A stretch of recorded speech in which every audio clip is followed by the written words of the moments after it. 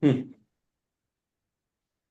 Right. Well, it is after 9 o'clock, so in deference to those of us that did arrive on time, let's get going. I've appointed Donna, the door person, to let anybody else in that comes physically that doesn't have their code. So welcome to Coffee with a Purpose this morning, and welcome to our special guest, Reverend Bishop Kelly.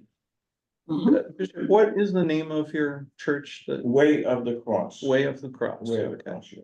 great. So, what I thought I would do this morning, obviously, we're here to kick off Juneteenth. Juneteenth is on Wednesday. You can take your time, if you need some more people to be here, that'd be fine. Sorry. That's okay. Hopefully they'll filter in just a couple of minutes. In fact, here comes one right now. Juneteenth is on Wednesday. Last year, I think Coffee with a Purpose and Juneteenth coincided, but this year we've got Coffee with a Purpose on Monday, Juneteenth on Wednesday, but thought we would take the opportunity to talk about the holiday, the importance of it, hear from any folks from Natick for Black Lives Matter that are present, to hear what they're up to these days. And in connection with that, Deborah Mitchell had told me about this streaming service, Black Star Network, that I think they focus on programming for the African American population, but one of the shows she particularly loves, the Black Table Network, I believe it's called, had an episode last year or the year before on Juneteenth. And the video itself is over an hour long, and it focuses on foods of June 19th, but it starts with a nice explanation of what the Juneteenth holiday represents. So I thought, why don't we could start with that. That'll kind of ground us a little bit. And then we can do our introductions. And as I say, Bishop Kelly is with us, and we're certainly very interested to hear what he has to share with us this morning. So that being said, and I'm going to apologize in advance for all of the technical flubs I'll undoubtedly make. Martin is away today, so I'm trying to run almost the whole show. Sarah's doing the recording for me, which we've already started. So I'm going to go ahead and share my screen and find this video, which I'm attempting to start a few minutes in, where the speaker introduces themselves. Are folks seeing that? It should just be the word unity across your screen. Paused at the moment. Great. All right. Okay, here we go.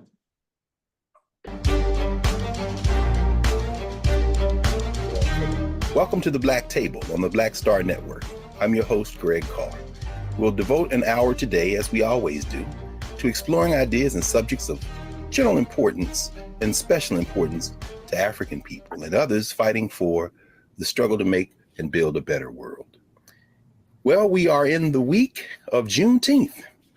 For the second time in the history of the United States of America, there will be a national Juneteenth holiday celebrated.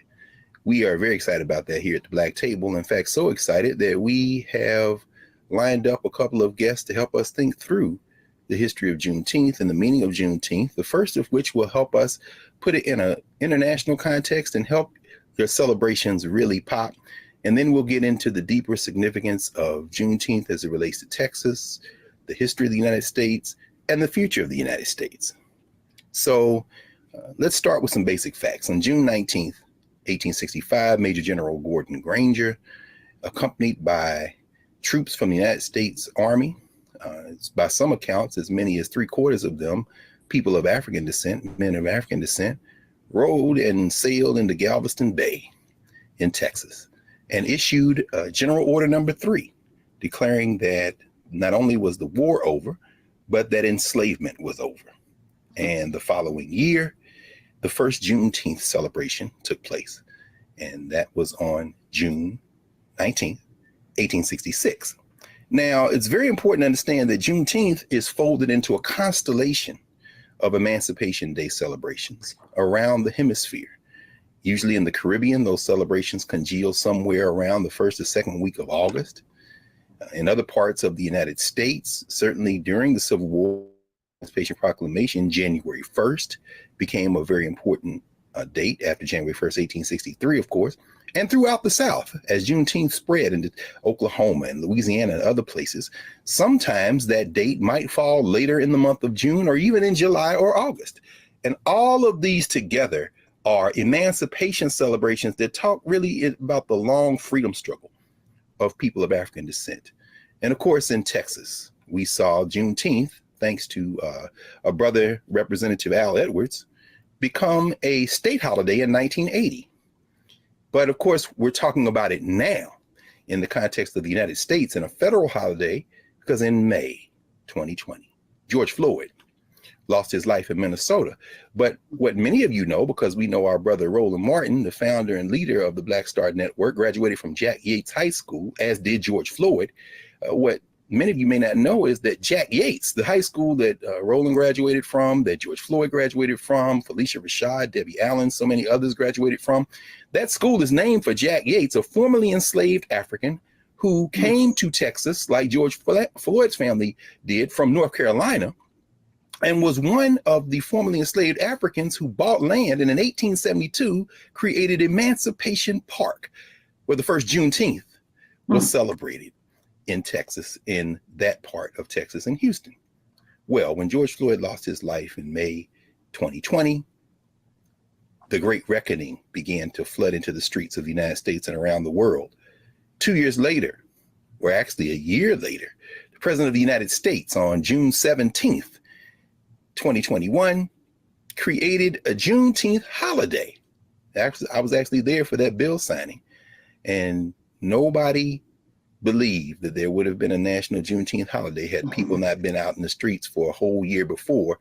And this little kind of symbolic gesture opened up a new conversation around race and around power, around enslavement, around national memory.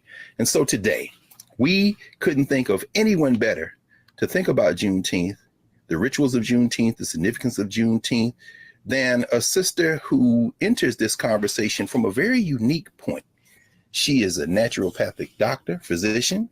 She is an entrepreneur and institution builder. She is a 5-generation herbalist.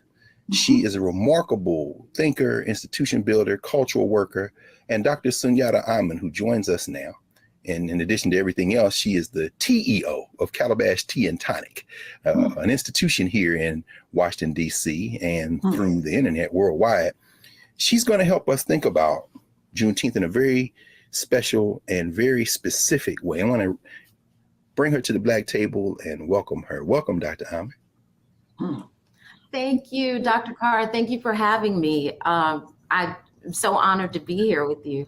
Yes, no, I mean, thank you. I mean, we have a lot of, next week we'll talk to Gerald Horn, our friend Gerald Horn, who's going to walk us through the history of Texas and Juneteenth and all that.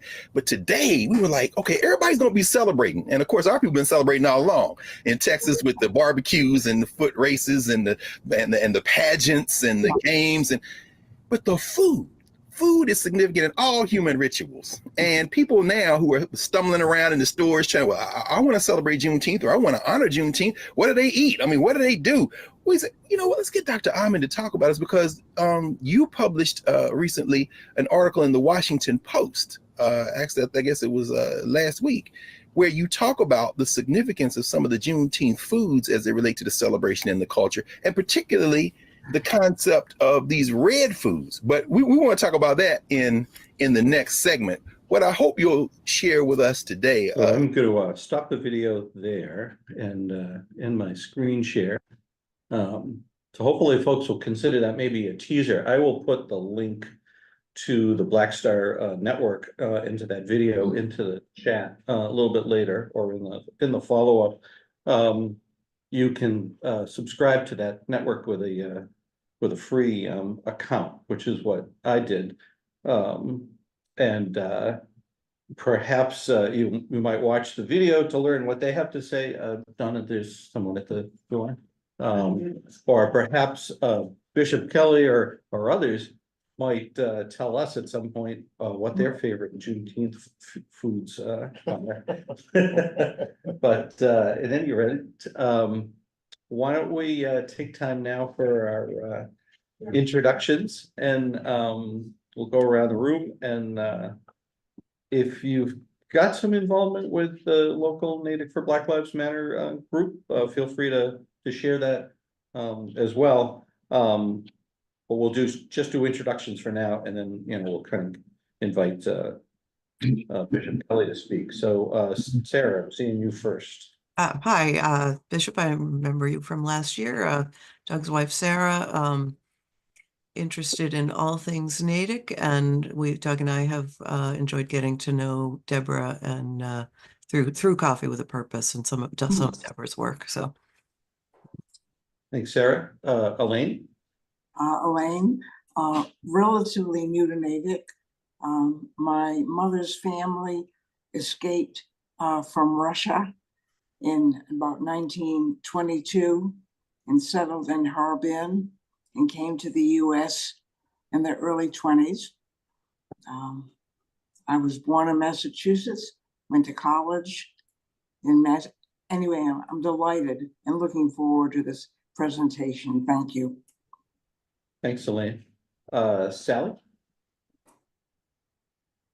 Come on. Good morning. Good morning, all. And thank you, Bishop, for being in person with CWAP. I know you're so supportive of Natick for Black Lives Matter, of which I am a member. And of course, with the inspiration and hard work of Deborah Mitchell, I'm happy to hear today's presentation and learn more. I always do from you. Thank you. Thanks, Sally. Pat? Good morning. I'm Pat Conaway, Keep Natick Beautiful. Very eager to learn more this morning. Thank you. Thanks, Pat. Rick? Rick Devereaux, also a supporter of Black Lives Matter and Natick, and Deb, and I'm looking forward to what you say today, Bishop. Thank you. Thanks, Rick. Deborah, I see you're online. Hi, my name is Deborah Mitchell. I'm the founder of Native Black Lives Matter. Thank you. Thanks, Deborah. Let's see who's next. Bill? Hi, Bill Ramage here. Regular on Coffee with a Purpose, and interested in hearing what you have to say today. Thank you for coming. Thanks, Bill. Catherine? Catherine, are you away from the mic? Or we could circle back. Carol?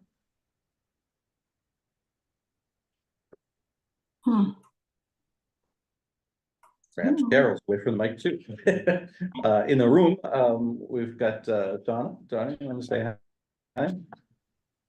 I'm Donna McKenzie, glad to be here and honored that we have Bishop Kelly here with us. And I've worked with Black Lives Matter and important for Natick. So I look forward to talking about that with all of you. Oh, wonderful. Just told me the internet connection is unstable. Hopefully that won't be a problem. I'm glad Sarah is doing the recording and not me. So Donna's thanks to you, Bishop, for joining us. I'm gonna switch to speaker view here. I'm not sure whether that will be better, but Bishop, let me turn it over to you again. Thanks for joining us. How's everybody doing? First Good, of all, good. on such a beautiful day, it really is a very nice day, and thank you all for your warm welcome. I guess I didn't do too bad last year for you to have me back again. Oh, we love to have you here. Yeah. Thanks to Doug for reaching out. Thank you for reaching out to me directly, Doug, and personally. And Natick is such a beautiful town, and it's such a beautiful day. I said, let me get out. I don't want to stay in the house, and in the Zoom, we can do that anytime. So right. I felt that this was a great opportunity to come. Little disappointed though that we don't have a full room right now. Yeah. Right, but you know, I think it's a sign of the times, I believe. Hmm. Because we thought, you know, last year, we were, you know, what, 1 year removed from the pandemic, I guess, Right. and I guess people really wanted to get out. Yeah. But you know, after a while, what happens is that, I guess we kind of fall back into normality, whatever that is, right? Mm-hmm. But, you know, I thank God for being here, and it's a privilege and an honor to be with you all today. So I don't know, I hope what I share with you will stimulate some thought. I'm sure it will. I share a little bit about, you know, the introduction, I think, was right on point. Of course it was, because it really highlighted some of the history of this journey that we've all been involved in, as it relates to, I guess, the catchphrase inclusiveness and equality, right? So, when we're doing something like this, and I'll tell you, I like to be prepared, and I like to, facts and history, it helps us to remember. It helps us to reflect. It helps us to, hopefully improve upon what happened, what should have happened, and what we should be doing right today. Does that make any sense? Yeah. So, I'm gonna take a little quick journey, and hopefully we can get through this in a short period of time, because I guess other people wanna say something, but I also wanna give a shout out to Deborah Mitchell, for inviting me to as well. She's still fighting, you know, we all, I think, have personal challenges to some degree. But my hat's off to you, Deborah, for, in spite of the challenges, that you're still standing. We're all still standing, right? Yeah, she And soldiers on. Yeah, and there's a lot going on, So I guess if I would caption today's talk, would be what Juneteenth means to us today in 2024. What Juneteenth means to us today in 2024. I probably should start off with my story. You know, I am a sharecropper's son from North Carolina. Believe it or not, I was born in 1947 in Lewisburg, North Carolina. It's called Franklin County. And so at that time, of course, there was quite a bit of prejudice, segregation, years removed from slavery, years removed from the Second World War. My father was a Marine, lied to get into the Marines at 17 years old. Was able to survive, went to and fought. Well, it's not clear whether he really fought, but he was part of the troop that went to Iwo Jima and Okinawa. And if anybody knows that history, you would know that because of segregation, the Black soldiers were not, they were not allowed to be with other white comrades. And a matter of fact, they were placed on the front lines, and a lot of them were, I guess, porters carrying artillery and that sort of thing. But still, they were very vulnerable, which means that if they did have any weapons, those weapons were outdated and so forth. And they were not allowed even to fight the Germans, who were white at that time. So that's my story. My folks migrated from North Carolina through Philadelphia, New Jersey, New York, and finally settled in Massachusetts when I was 6 years old. So that's my brief story. But we want to go back again, because I want to really highlight what Juneteenth means to us today in 2024. We know that the US Constitution was written in 1787, and it was ratified in 1788. And there were 3 words that was written in the Constitution: we the people. If that doesn't speak to inclusiveness, it should, right? It should. It should. However, we the people was written primarily for people that didn't look like me, and it was directed specifically to the House of Representatives and the Senate and the governance of the United States. So who are we the people, really? And it said, Constitution said, in order to form a more perfect union, establish justice. I think we could probably stop there and provide the common defense, promote the general welfare. We could probably stop there too. And secure the blessings of liberty. So, the reference to religion and God is in there, which I think our country was originally founded on, and secure the blessings of liberty to ourselves and our posterity, to ordain and establish this Constitution for the United States of America, everybody. No matter of your color, your culture, your religion, whatsoever. That's supposed to be the moniker of the Constitution. All right, that was 227 years ago. The Jim Crow, I don't know, does anybody know what Jim Crow means?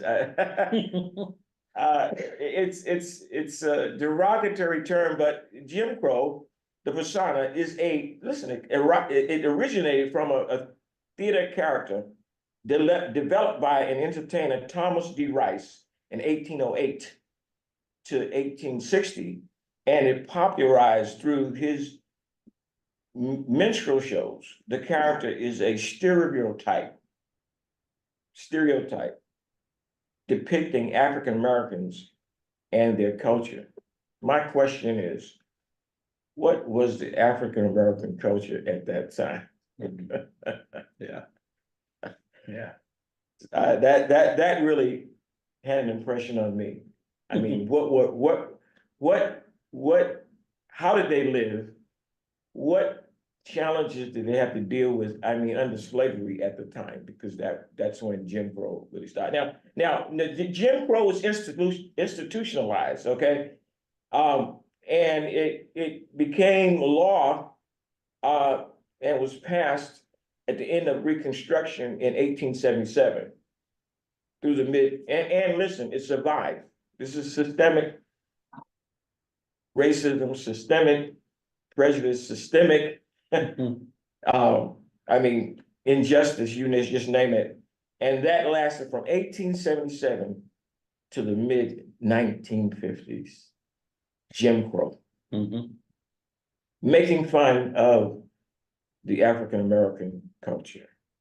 And then the South making it law. Can you imagine that? So that was, so 37 years after Jim Crow, then there was a movement, the Civil War, and abolition of slavery was passed by Congress in January 31, 1965, and ratified on December 6, 1965, and it became part of the 13th Amendment. 13th Amendment, the abolition of slavery. Wahoo! Yay! Oh, yeah, we're done. Finally, we are now equal. We now have justice. We think. Yeah. We think. But that ushered in, okay, right? A lot of people, many people didn't know that Civil War had ended and that slavery had been abolished. And so now, okay, so just like when the war ended, some people in the war, the news communication was as good as it is today. We didn't have all these, devices that could help us communicate in an instant. Mhm. And so it took some months and some years for some people to realize that they were, I guess, semi-free. Semi. Semi-free, okay. But then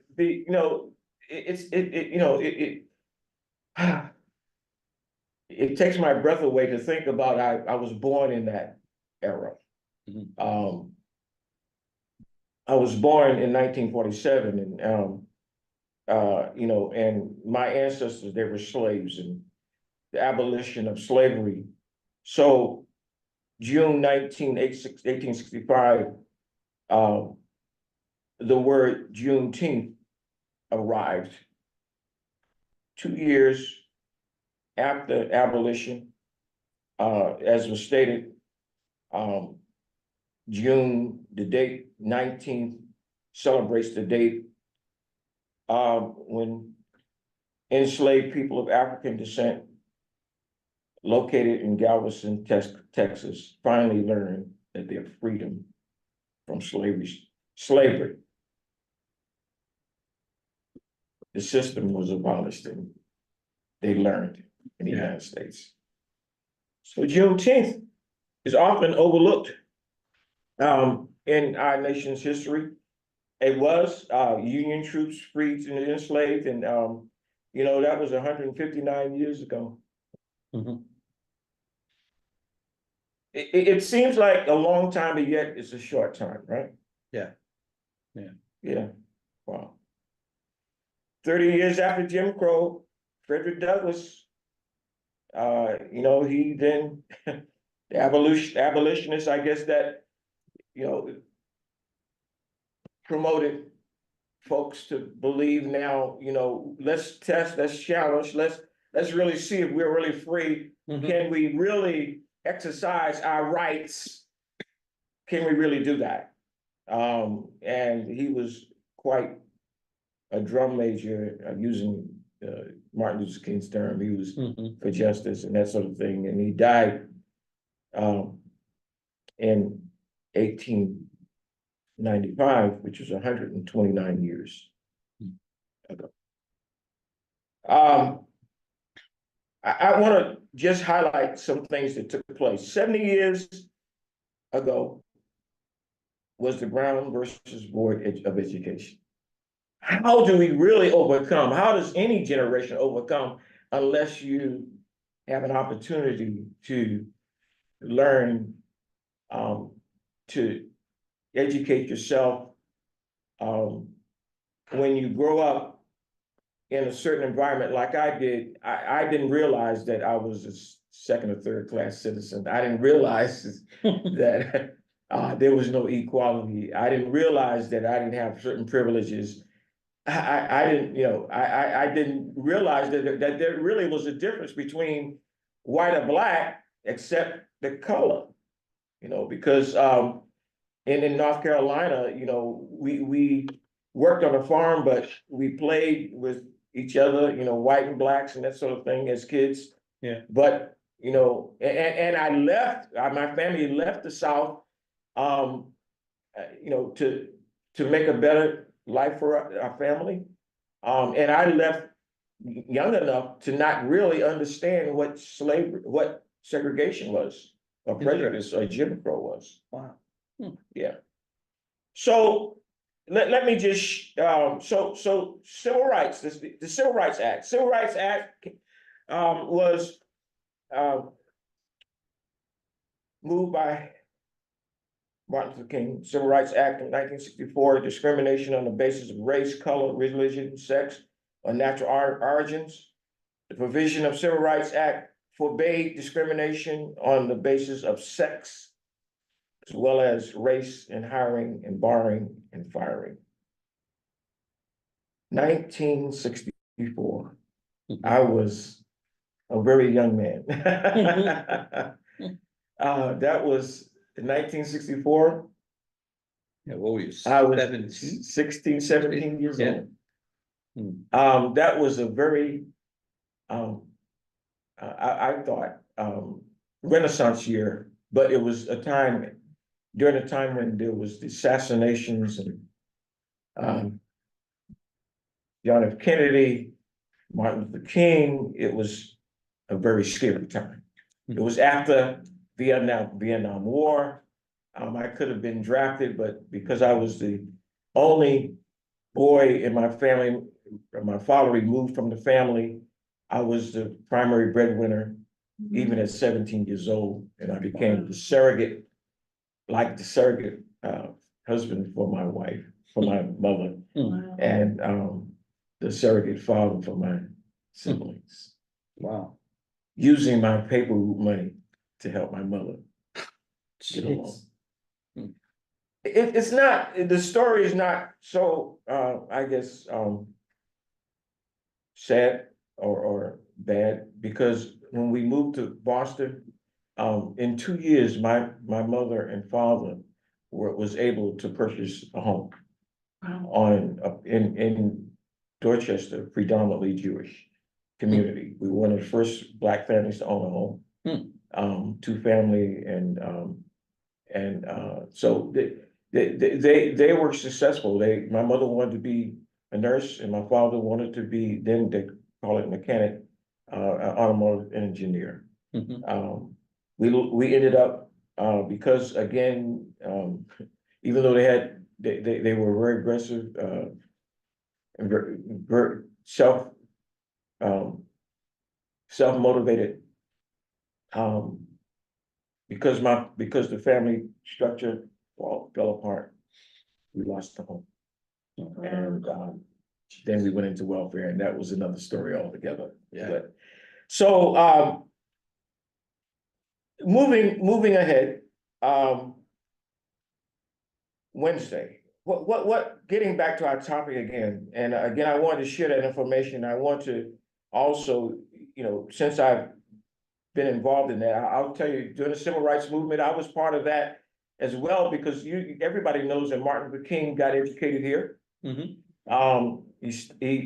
met Coretta Scott King here, got married, had, so this was the genesis, Massachusetts. Went to church, 12th Baptist Church, Warren Street. I was 9 years old when Martin Luther King did his march in Boston.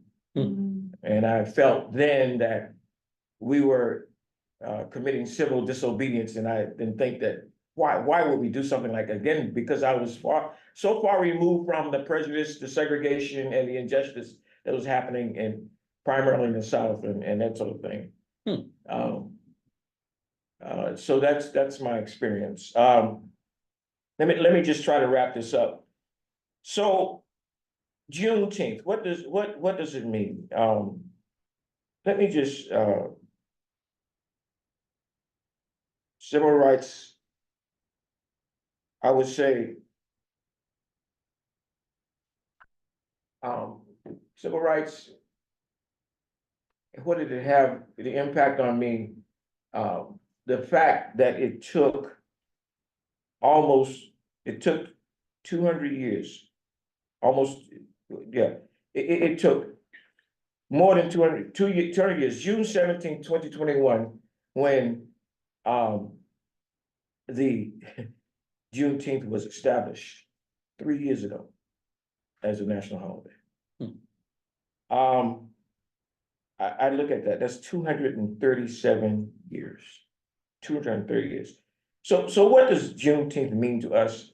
What does it, you and I today? Do we just celebrate the abolition of slavery for just African Americans? Or today, should it be a reminder that if we're not careful, we could all become enslaved again? So where are we today? And the word that seems to me that resonates in my spirit is this word reform. Reform, it's a very, I would say, challenging word, because the reform means to change. It means to rehabilitate. It means to convert.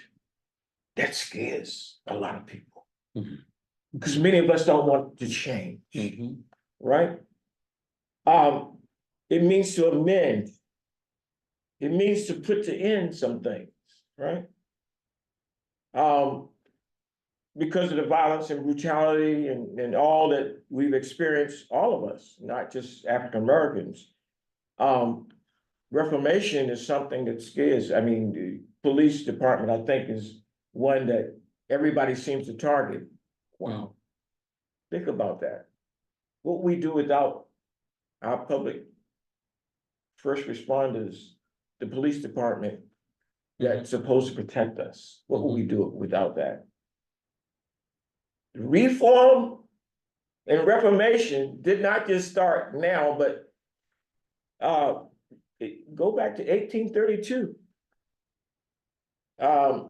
And the Reformation really originated in England, the United Kingdom. What do you think was it, and then what prompted the Pilgrims and, Mayflower and all them to come here so that they could exercise their God-given rights, right? Wow. So what are we really talking about here? The question is what's happening and what reforms are being made to improve our quality of life today? That prompt us to think about that. Yeah. Are we destroying our sense of justice when we reform things? Our so-called social freedom, social revolution destroying our legacy, our Constitution? Our hard-earned principles of decency, fairness, and justice for all. Wow. Are our modern day standards and systems that include the mind-altering social media and the induction of AI, oh boy, artificial intelligence, making us robots? Is society losing and have we lost control? Are these systems and controls taking away our faith in God, from which our country was founded? And probably more important, taking away our identity and our belief systems and our faith in one another. It's really about social change, isn't it? Yeah. Yeah. But there's a lot of hypocrisy on both sides.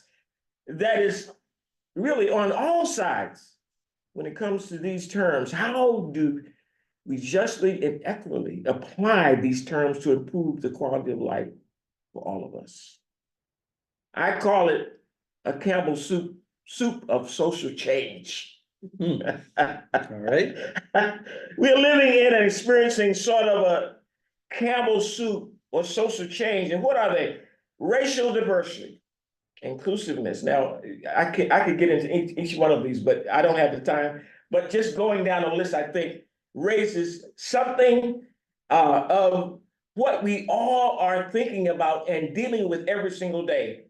Racial diversity, inclusiveness, being progressive,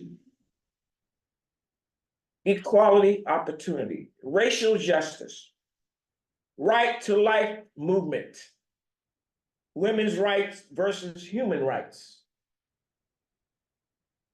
reproductive rights, individual rights, First Amendment rights, the left versus the right, liberals versus conservatives, Republicans versus Democrats. Should I say more? On and on and on. A Campbell soup of social change. What do we do with that? None of us want censoring, anti-Semitism, no, hate speech. It should have no place in our country today, right?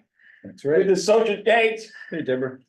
racism, violence, racial profiling, on and on and on and on. What happens to me is going to affect you. regardless of our color, regardless of our background, regardless of our experience, our faith, is gonna affect all of us.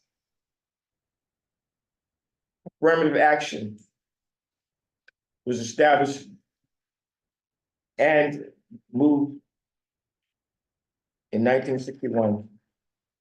And now they're trying to abolish affirmative action. They did abolish. To focus on quality education. Oh my. No one wants to be discriminated against. No decent person wants to be marginalized or prejudiced. No one wants to be treated differently because of our skin color, our race, our nationality of faith. Nor should we be treated differently.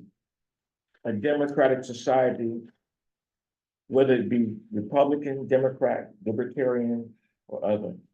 Thank you. So I leave this with us again. I hope this was thought provoking. Just one other thing I want to read in closing.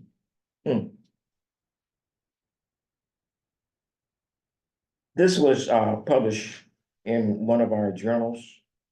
Let me pull this up.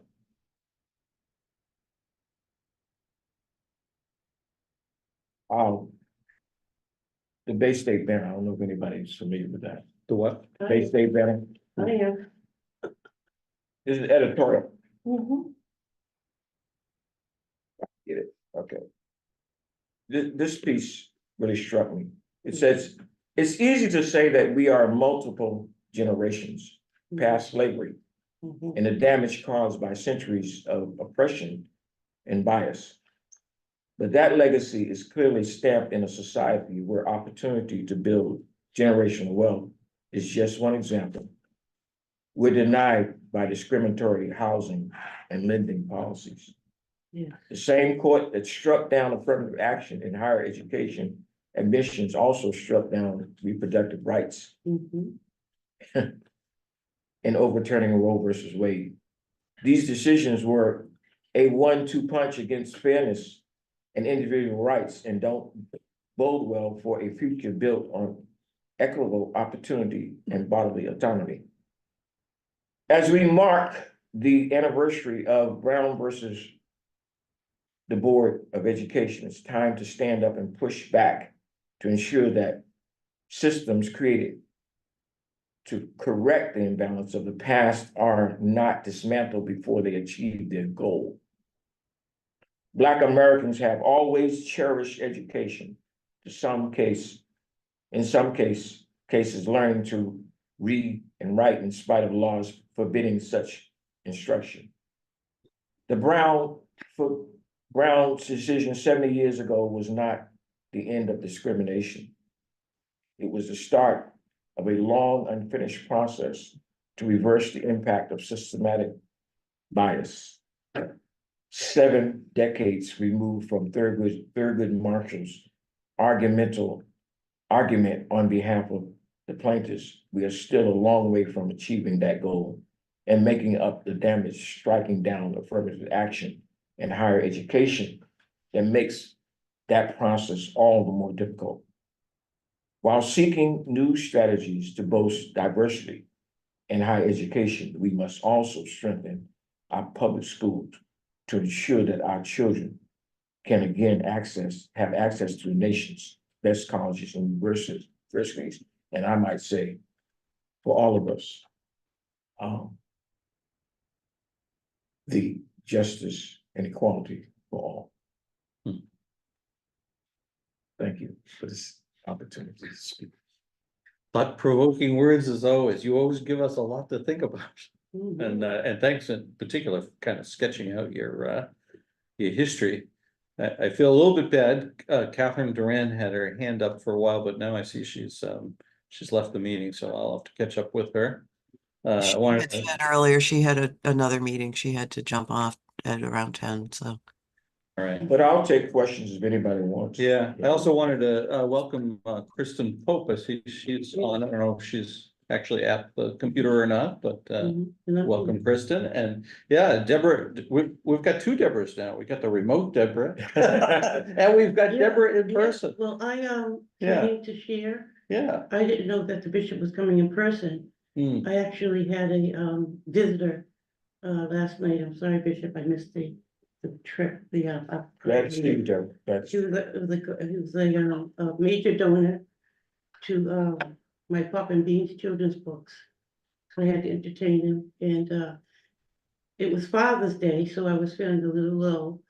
And when he came, he brought all the best Southern food, Juneteenth food. There's a restaurant called Tennessee, not nearby here.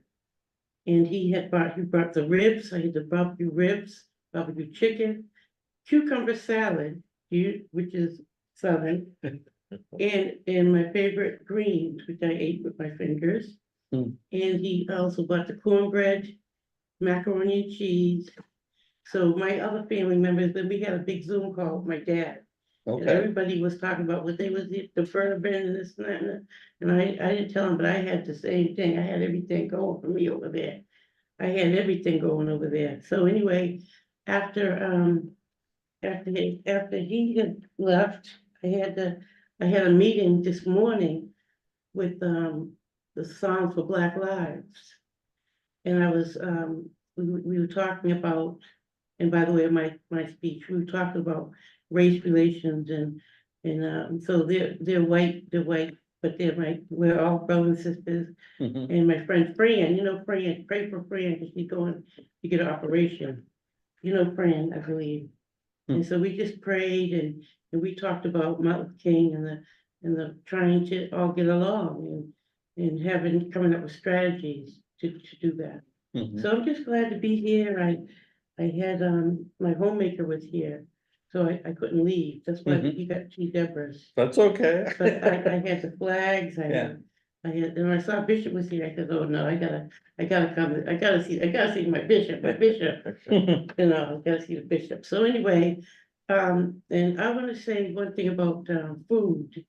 Because food is, I didn't know the color red was, if you watch the rest of this video, Yeah, you find out I that wanted to ask you about that. your Yeah, red, I watched most of the video. okay. And I found out, and she's really, really good. And one of the colors, the bishop, you might be able to agree with me on this. Black people like the color red, or that's one of our, like watermelon. And Huh. we growing up, we had red watermelon with juleps. We like red and red Kool-Aid, that kind of stuff. I didn't know, but my mother, when she died, we all had a pop of red. Hmm. Yeah, so something about the Black experience that Mhm. we like red. Mhm. And so she also, and this lady on the video, she was also talking about how health.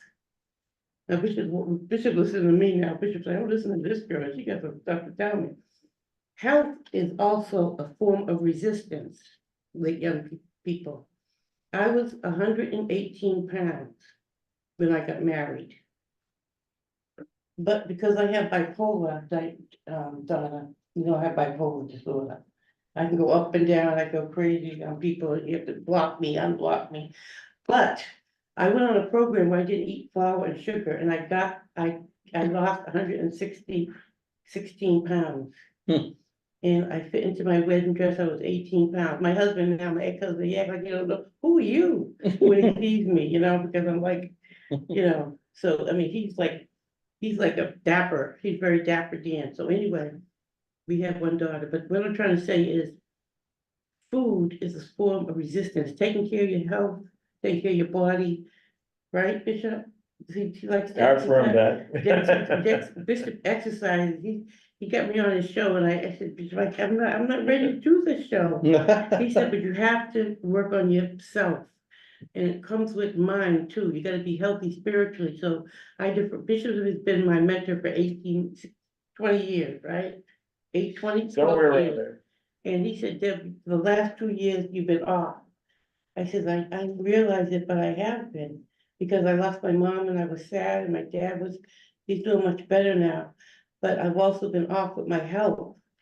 And I'll just eat anything, just eat 3 or 4 cheeseburgers at a time. Because I have a food addiction. Sometimes I might even go into the till where I'm not supposed to go into the till for it, but I repented, I replenished. But what I'm trying to say, food is a form of resistance. Because if you're not healthy, what can you do? Right, yep, You can't do anything. yeah. All right? So, and lastly, I'm gonna let Kirsten Pope talk next, but I know she's probably gonna talk, right? Well, I hope she's got Yeah. something to share with us. If nothing else, I want her to tell us about her daughter Lily and Yeah. what she's gonna be up But- to, but The go last ahead. thing I wanna share is that Hmm. I think that I'm in a pivotal moment with Native Black Lives Matter. Okay, Because Donna has been trying to get me, she said, Deb, let's do, what did you say, scholarships, let's get some scholarships. She always has these great ideas, but I'm never, nah. Like, let's just do what we do, but it's time to act, it's time to get scholarships to young people. Hmm. It's time to do like voting rights stuff, because there's a movement called Black Voters Matter. It's time to get on these voting banks. Donna does Democratic listeners, I hope she shares about her activities too. But it's time to move. Mhm. Kristen was the host of Basic Black. And I hope you talk, they canceled the Black Shuttle in Hmm. Boston. There's a lot of things going on. is that on Affirmative action, GBH or something? yes, Yeah. it's been years, 2020, part of 2025 is coming. If you read that, it's a lot of anti-blackness in that document. There's also the Freedom Fund, which was a fund that would give money, Black women give money to other Black women. The same guy that canceled affirmative action canceled that. Mhm. But I hear that there's a lot of going after Black owned businesses and stuff. So we just gotta be cognizant, but Bishop would say, can't fight fire with fire, you gotta fight it with love, you gotta act out of love, you gotta be strategic in your thinking. Mhm. I listened to one of the guys, he was a civil rights guy, and this is on the Black Lives Network, he just died. Okay, yeah, He spent an hour talking about LGBTQ before people don't wanna stand up for their rights, now we should stand up for their rights, we should embrace their rights too. Even if we don't have the same sentiment, mhm, there are people being discriminated mhm, against, right, we gotta fight for everybody. So That's right. action is louder than words, but, we're gonna try it again, we'll get it right. Mhm. We're just, we got people here that are way beyond my years, I'm not saying that you're way older than me, but, Deborah, do you so- want to tell us a little bit about these things that you brought? Yes, with now, you? my friend named Mary Ann, she bought these flags, this is a Juneteenth flag. And tomorrow at our group, there's another person that just out of blessing of her heart. Mhm, And I bought some of these too, so this is a Juneteenth flag. mhm. She did the history of the Juneteenth flag on a little piece of paper, and I have that too. And you got another flag there? And then this is the Black American flag, see this?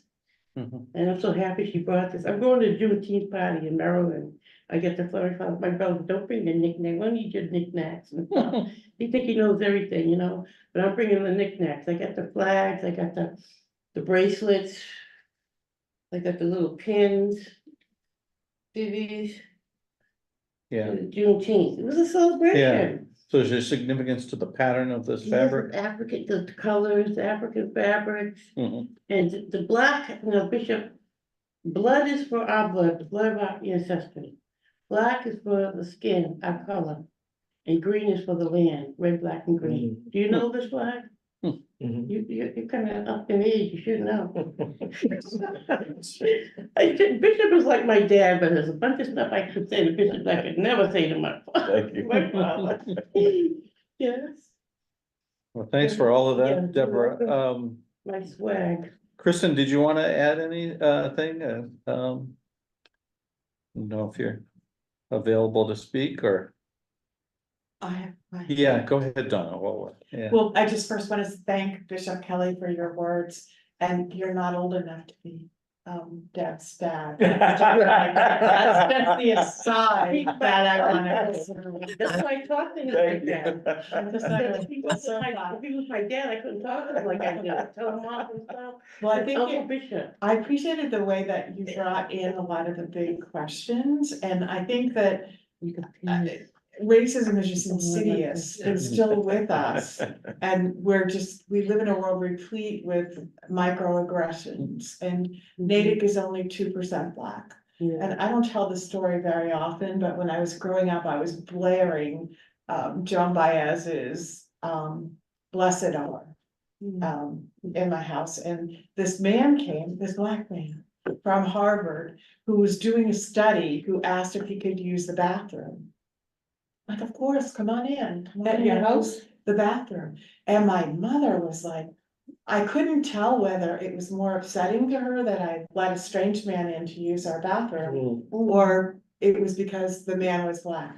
Yeah. But that's just an indication of how rare a Black person was in Natick once upon a time. And you're not that old either. And with 2%, I mean, it's a little bit more, but are we totally comfortable with our Black presence in Natick? And I don't think so. I think there's still issues and microaggressions that we have to combat. And that's why I think like a Juneteenth celebration is really important and really critical for Natick to come together as a community and celebrate, because I'm reminded of this thinking even about Israel. We forget how horrible the Holocaust was. And slavery was so horrible that it's hard to walk around with that kind of history and pain in your head, that you tend just to kind of forget it. And when they do studies on the Holocaust, some kids say, oh, it was only 2 million, people killed, not 6 million. And I bet there's a lot of like, oh, slavery wasn't, do you know what I mean? I mean, there's just a lot of sanitizing. Well, you got some states Forget about pushing it, you know? textbooks that say that slavery taught the Black people valuable skills. Come on. Yeah, right, and they say we should forget it, why bring it up, it happened so long ago. But this post-traumatic slave disorder, there's a lot of things that linger because of slavery. Like even being in white spaces. I live in Natick, it's 1%, 2% Black. When I walk in a white space, I have to be careful, I have to look around me. But because I've worked in so many of these places, they know me, they fulfill me, hey Jeff. When I go to the fire station grill, there's a lot of white folks in there. I'm just be keeping it real, that's the name of my TV show. And sometimes I got into an argument with the guy over at the fire station grill the other day. But yesterday, because of the spirit of the Lord, I brought him a flag. I said, listen, it's Juneteenth, are we good? He said, yeah, I took the flag. Good for And then we're good, because I do Pop and Beans books, which shows Black people on it, and I know all the kids, I know a lot of families. They know, but otherwise, I don't know how I was assimilated, to be honest with you, Donna, I'm from a Black town. You can take that Black out of the hood out of the girl, but you can't take the girl out the hood, but you can't take the hood out of the girl, right? So wholly with the hint of hood, okay, so, but I found friends, I have a lot of friends here, people that actually care about me, people that call me, people that say, hey, you can't drive your car, here's $100. Here's $400. So I've made a way that, but Kristen's been waiting to talk, so I don't want to take away. Just a brief, Kristen had to leave. No, Kristen's here. Is she here? I'm Yeah, gonna get some water. she's right there in the By way, center. you want me to wait for it? just a brief comment on. So, what was it? Or you wanna- No, I'm sorry. Just a brief comment on what Donna said. Donna, I appreciate your comments and reflections. There's a book that chronicalizes where our churches are Jewish synagogue. And there's a book that I would recommend that if you want to know and see how our communities changed because of the influx of different nationalities, genocides takes place and all kinds of stuff happens with properties and so forth. It's called The Death of the American Jewish Community. the death of the American Jewish community and what happened during that time. That was in the 70s, after civil rights, 70s, when more African Americans were moving into Roxbury and Dorchester. I didn't experience, or I wasn't aware of the prejudice or segregation. I grew up in a mixed community, predominantly white, but it didn't affect me. So, and everybody's affected differently. So, and when Deborah talks about her discomfort, in being around people that's not like her, I don't experience that. I don't feel that What is it you want to because plug I grew into? up in a mixed environment. And went to school with people that didn't look like me, but I didn't think that I was different. So I just wanted to share that Yeah, with everybody. but I'm sure you had some situations where you. Oh, I've had some experiences that, again, shocked me because racial profiling Yeah, Yeah. and being denied certain opportunities because of my Mhm. skin. color But of skin. Yeah. But I was taught also to never let those things keep you back, and Thank you. that you're better than that, and you Yes. can, it makes you work harder. Yeah. You have to be smarter Yeah. in most instances in order to be accepted. Kristen, I see you've got your video on. Did you want to share anything with us? I wanted to, I think I mentioned an email to you, but to the group. Kristen, I don't know how recent it was. You did a TED Talk. Was it in Roxbury? Very inspiring. And everyone should take time to listen to that. But welcome, Kristen. Thank you so much, Doug, because I did not follow your protocol correctly. You were asking for a confirmation, and I'm sorry, I am trying to get my mind right with the new camp schedule, the end of school and the beginning of camp and all of the things. So thank you for your Parenting is Doesn't come with a playbook. That's for sure. No, thank you for your patience and your grace. It is so good to be here with all of you this morning. I see these beautiful, familiar faces. Deborah, Donna, Sarah, Rick, Sally, Pat, Carol, Bill, whomever else I'm missing, Bishop, Kelly. It's a blessing to be in you all's presence this morning. I thank you for giving me just a few moments to speak because I've enjoyed the things that I have heard so far. What Bishop Kelly said about reform and reformation, and just what we know about the time of Reformation and what that means is substantive. It's beautiful. We need that. Sometimes we need revival. Sometimes we need reform. And I would say in a lot of ways, we need reform and revival and refreshing. When I contemplate and spend time meditating on Juneteenth, I think mostly about liberation. I think mostly about liberation. I am grateful for the history that is in this room. When I look at the faces, Deborah saying that Bishop Kelly is almost like her dad. But what I hear in that is there are people whose shoulders we stand upon. There is such great history here and hard work and sacrifice. And I don't take that for granted. It is all of these things. When I look at Pat Conway and I think about Keep Natick Beautiful, I think about, God's order to us to take care of the earth. That is a place of liberation. In Natick, we have environmental justice locations. So often, Precinct 2 is talked about, West Natick is talked about as an environmental justice location.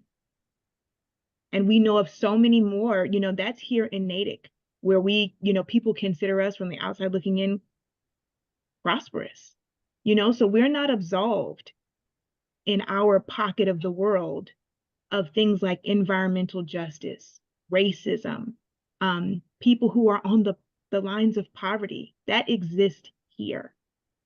It exists here.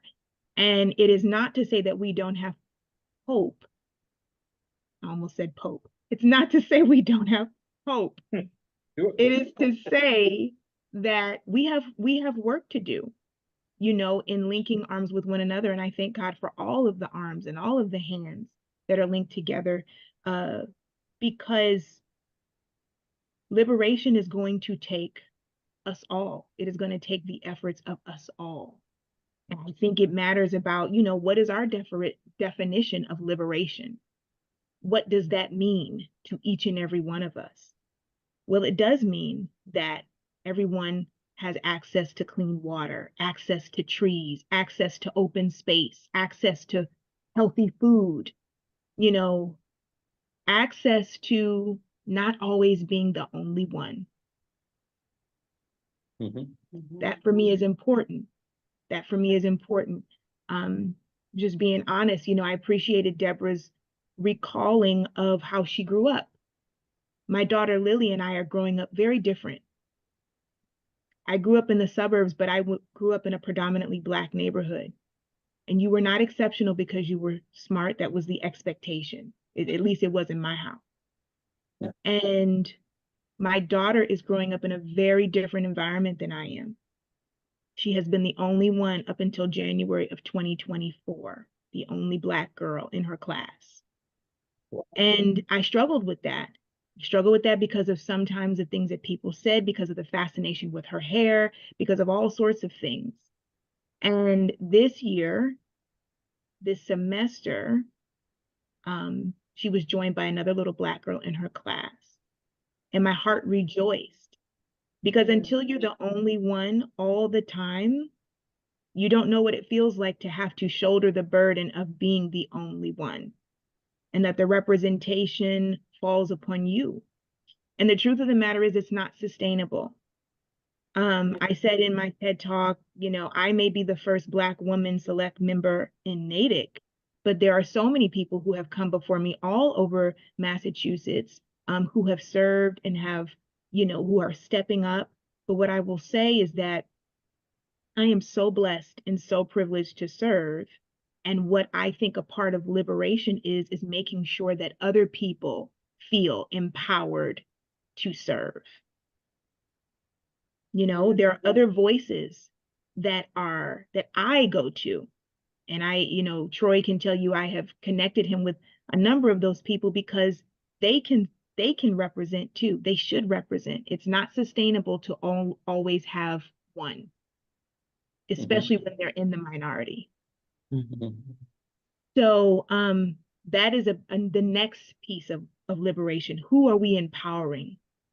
Who are we raising up so that we don't only depend on the one, and so that we can interact and say, listen, there's more of us, you know, at the table. There are more gifts and talents to look upon. And that means something for everyone. You know, who's your friend? Who's in your friendship circle? Who's in your Rolodex? Who's at your dinner table? Who's at your church? If you find that we are deeply, deeply segregated, then we have work to do. Yeah. We have work to do. That's intentional. It has to be intentional upon all of us. So I am excited for the celebration of Juneteenth. I'm so grateful, Doug and Sarah, that you are taking time to spend time on it, that we as a community care enough to acknowledge it, that we will be mindful of the history, of the current, present, and what we want the future to look like, and how we are empowering and unifying with one another to get there, to get to a place of liberation. Melinda Gates said something that just, I mean, it is sticking with me so hard. She has resigned her position from the Gates Foundation, and she's moving on to other efforts, other very noble efforts. And she said, I desire for all women to live the life that they choose. And I think that is so noble. So, you know, she's giving her wealth away to organizations that she believes in, who will empower women to live bold, beautiful lives. You know, we don't all have millions and billions, but we have something that we can offer to someone to help them live a more free existence. At the same time that, you know, I am at times challenged with my daughter's upbringing, I'm so grateful that she's here. I will pivot into this production that she's in. She is a hometown girl in this Once on This Island production. It is absolutely incredible. I'm so grateful for the Conaway family and how they have just loved on her and embraced her and sought after her. My heart is just so full. My heart is so incredibly full because here she is at 6 years old, she'll be 7 in a couple of weeks. But here she is, and she gets to like do what she loves here right at home with the support of neighbors. I just had a girlfriend whose kids are in the Natick Public School text me. She said, I was looking for shows to go see, and I found Lily's face. I found her poster, and I was at the spiritual center, and her face is on the poster. She said, you must be so proud. And I'm absolutely blown away. So, you know, not because she's the little Black girl in a white town going, you know, being able to perform, but because she's a part of this community, just as we all are. And she gets to live and thrive here in her own gifts. This is how incredible this community is. So I, for one, am grateful every day that I get to wake up in Natick and I get to serve. And I'm grateful for the hearts and minds of all of you that want to continue to do this work together in unity and to uplift us all.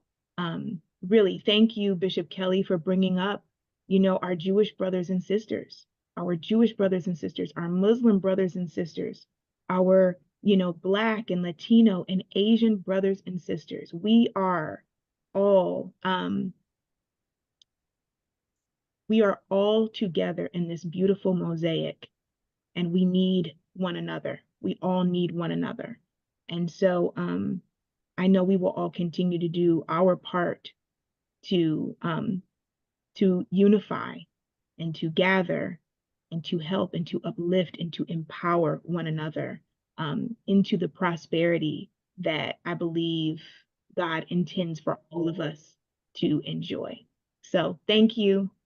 I will not drone on. Thank you so much, Dylan, for the opportunity. Thank you for service on Basic Black. Yeah, thank you for those Kristen. words, Kristen. Pat, you had your hand up, did Thank you?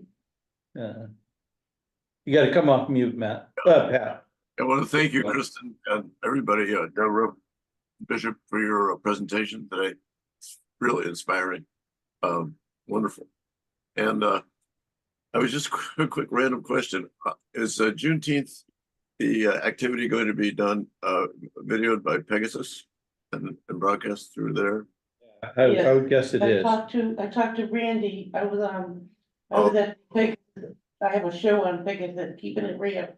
And Randy's gonna be there. Don't forget, at 11, we're gonna be doing the What is the Slave to the 4th of July. I know some people here have speaking parts. I believe you have a speaking part? Donna said he was kicking it off, I yeah. think last year Bishop was the key. And he didn't know that he was going to. I was a ram in the bush. Yeah, I was thrust into that spot. So that starts at 11, so please come to watch, because we're gonna have Kristen, I believe you're speaking. I am the believe- narrator. Mhm. Yeah, and then we have Bruno, who's a drummer, he's gonna be drumming, and then we have Bria, what's her name? Brendan Greer. Brennan Greer, who's gonna do the opening. Troy, we got Donna's gonna be there, right? And then we have, we're gonna have, then we're gonna say over to the Juneteenth, where Doug's gonna help put up the tent. We have a tent, and we have so many things. And my friend Donna, we're gonna be making bracelets, African bracelets. We have a Native United is gonna be there. Yeah, yeah, And- so that festival runs from 1 to 4, so Yeah. like all afternoon.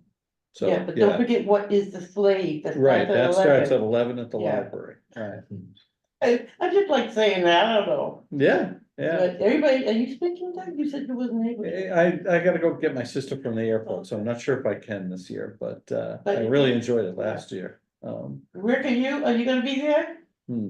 But anybody, we should come down, I hear we have a good mix of young, old people. So even if you don't have a speaking part, Sally, come, if you wanna bring a lawn chair, this is gonna be great, I know Bishop is gonna be extraordinaire this year, cause if he has time to practice. Last year, he didn't have time to practice, he was just the ram in the bush. And just while we're talking about events on the calendar, and Kristen, thanks for your words and thanks for talking about your daughter being in the production. You folks hopefully recall that we had Pat's grandson Patrick coming and talking to us in more detail about that production. It runs, what is it, the 1st to the 4th of August? Is that what it is? First week of August, yeah.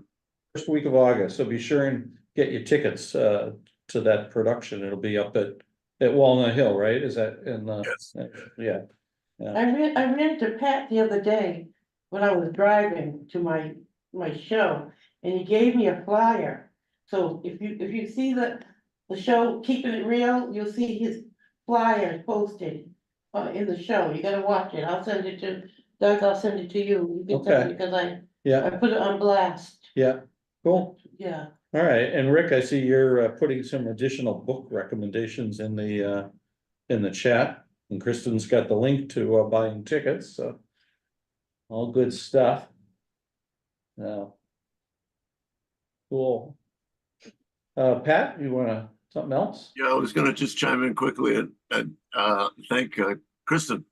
I love your message of liberation or that theme, because it seems to me like every time we have one of these, Deborah's helped us a lot to, growing up white middle class American, we're becoming liberated from our ignorance. Basically, that's what's happening. Really appreciate all the great teachers that we have among us, including you. Yeah. As I listened to your words, Bishop, my takeaway was kind of, okay, so we got "we the people" in the Constitution. So like, we're done, right? No, we're not done. Yeah. It's like, then we have Juneteenth, it's emancipation. We're done, right? No, we're not done. So now we gotta have the whole civil rights movement. Right? We're done, right? No, we're never done. That's right? correct. Gotta keep working. And women were so far behind. I Yeah. mean, after Black men, I mean, in terms of getting the vote, we forget women couldn't have a credit card until 1974.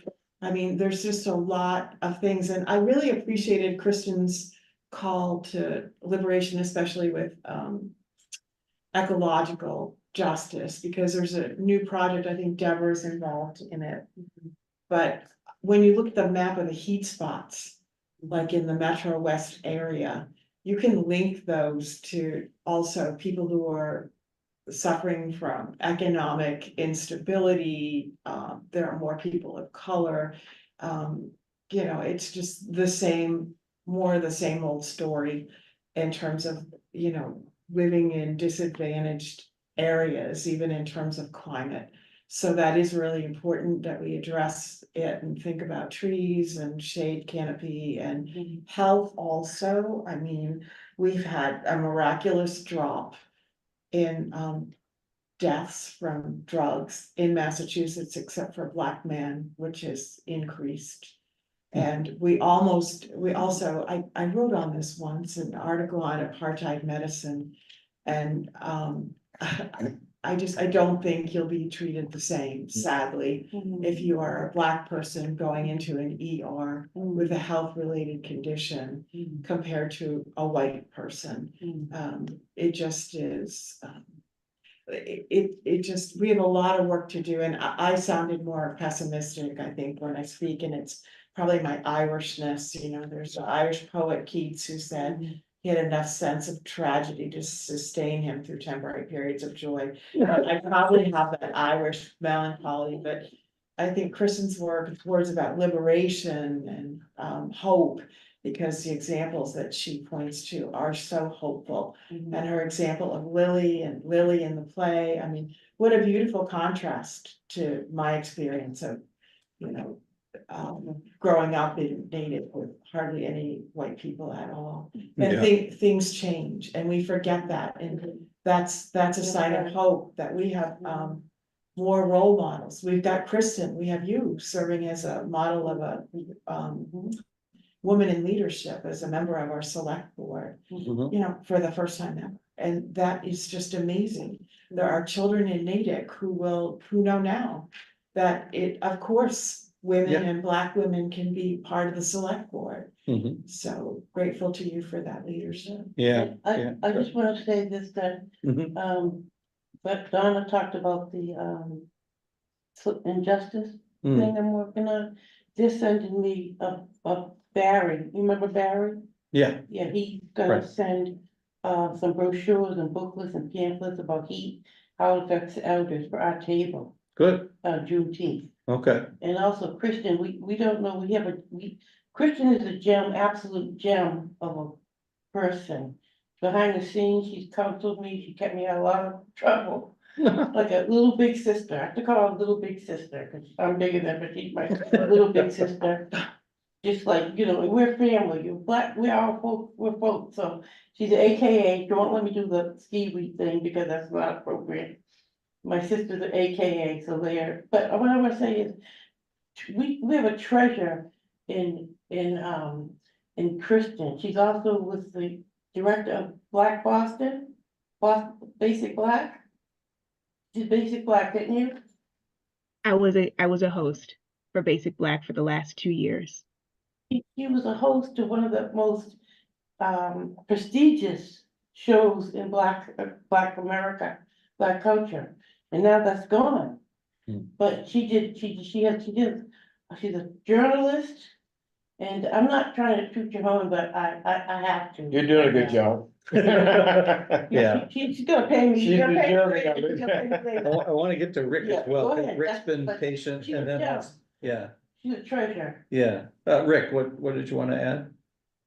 I just wanted to add, in regard to the book that recommendation that I made, is that change has to begin in the suburbs, because this is where wealth creation, the machine has been created in the last 75 years that has created such economic inequality.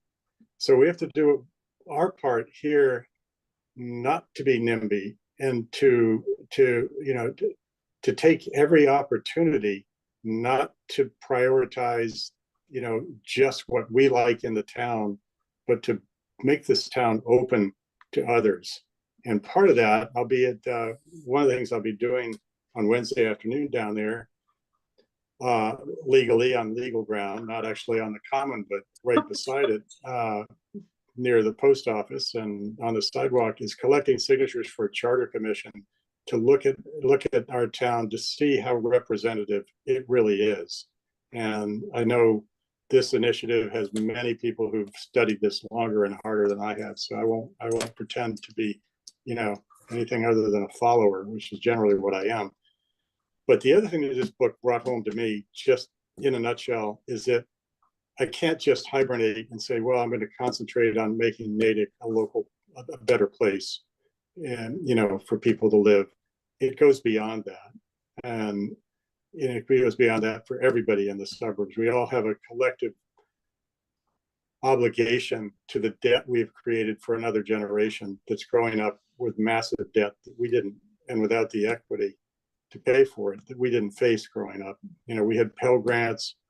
I'm not that much different in age from the bishop and Deborah and others who've spoken up, and we've had incredible advantages, our generations, and we need to do much more than we're doing to reverse the trend that's been going on steadily. So that's it. Sorry to be a downer finish this on a downer note. It's been uplifting to hear everybody talking. Thank you, Deborah. Thank you to the bishop and to Kristen. And and everybody else. And I hope to see everybody out there on Wednesday. Yeah, Sign that thank you. petition if you haven't. Not a downer, you, good book Yeah, recommendation, I applaud your work on the charter. Kristen, you had your hand up as well, did you wanna weigh in Yes. again? Doug, thank you so much. I will be brief because I'm going to jump off to a 10:30 meeting. So thank you. Rick, thank you for your work on the Charter Commission. It has been studied at length and it's important. It is important, I believe, probably for us to have a more equitable form of government that serves everybody quicker and faster and more efficiently. So thank you for your work on that. Deborah, thank you for just the love. You didn't have to do any or say any of that. We are just here. We are here as community, period. I wanted to just briefly say that, you know, another form of resistance, and I put a book, the book We Refuse, A Forceful History of Black Resistance. One of the chapters is on joy. And that just cannot be, you know, joy and hope, I think to a very deep person sounds petty, but it is not. It is not. I actually spent the weekend, I took Lily to New York City to go see The Lion King in preparation for Once on This Island. I wanted her to see a Broadway play. We just got back last night. So don't tell anybody that we played hooky from school so we could, the last day of school, so we could go to New York City. But we had the best mother-daughter time ever. We saw, you know, The Lion King and did the New York City thing. I lived in Harlem for the 5 years after I graduated from college, and Richard and I lived in White Plains before we moved to Boston. And so New York City has a special place in my heart. But I wanted her to experience that, and it brought me so much joy. And it brought her so much joy. And it is the refreshing because we come back and we have big work to do. We have big work to do. And so we need joy. We need joy as the tank, as the fuel to continue. And we need hope. Hope is not a fleeting thing. It is not minute. It is not, it's not small. Hope is huge. When people ask me like, Kristen, you know, the world is in such disarray, how are we going to deal? And I say, I have a daughter. We have children. We have children to look after. How can we not have hope when we look in these little faces? When we look at these kids who are graduating from Natick High School or graduating from the middle school, how can we not have hope? We are sending them into the world. So we must have hope. We must have hope that there's a new generation coming who's going to add their brilliance to the issues that we have. They're going to be a solution. They're going to be the answer in some way, shape, or form. When I look at Lily, I am filled with hope. I'm filled with hope. And I'm filled with conviction to work.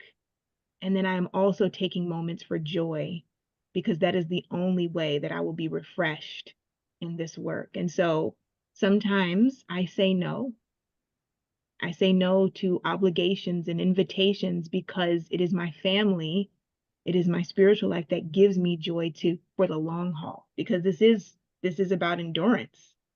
You know, this is about the long road, and we need strength for the long road. So I may say no temporarily today so that I can say yes for the years ahead. And I appreciate those that understand that from all of us. But joy, we must prioritize joy. Hope is a real thing. And I'm grateful, and gratitude, right? Just consistent gratitude for every day that we wake up with breath. There is gratitude. So thank you again, Doug. Thank you all for all that you do that nobody talks about, that you don't talk about, that nobody even knows about, but it's happening, and it is blessing and bringing us all together and making Natick and our Metro West and ultimately our world a better place. So God bless you all. Have a wonderful day, and I look forward to seeing many of you on Wednesday. Kristen, my sister Jamila is the head of a school in Philly. It's not a school. It's for young kids, but they have the joy. They have a joy brew. They want to bring joy to the classroom. I'll send you the article. It's all about bringing joy to the classroom because they want to have joy in the classroom so the kids will want to go to school and want to love going to school. It's all about the joy. And we know that the joy of the Lord is our strength. And so I'm gonna send you that article. She spoke about it. They creating the joy, something they call it. But it also, If I you was send gonna talk about the. Go ahead. All right, I know yeah, you gotta Kristen's go. gotta take off. Great, But I'm gonna great. send that to Thank you, you. Kristen. I Yeah, wanna thank say, you. I wanna say, growing up in Natick, I didn't grow up in Natick, but being in Natick, I have a lot of joy with my pop and bean kids. mhm, I love the kids and I love it. I love being able to do that. And plus, when you grow up in a Black community, you have a lot of cousins. My new book is making a plug for my new book, Cousins Christmas. Hmm. It's something about being in your own town with your own people. You say, hey, cousin across the street, hey, Nana, and all that stuff. So there is good in all of our communities, even like Donald Trump would say, you got nothing, you got this, that's not true. hmm. Thank you. Yeah, thank you. And yeah, I thought Kristen's comments were good to close us out. It is 10:30. Thank you. Sarah, why don't you go ahead and turn off the recording at this point? Sarah was doing the recording for us in Martin's Look at absence. that. Yep. But good discussion as usual.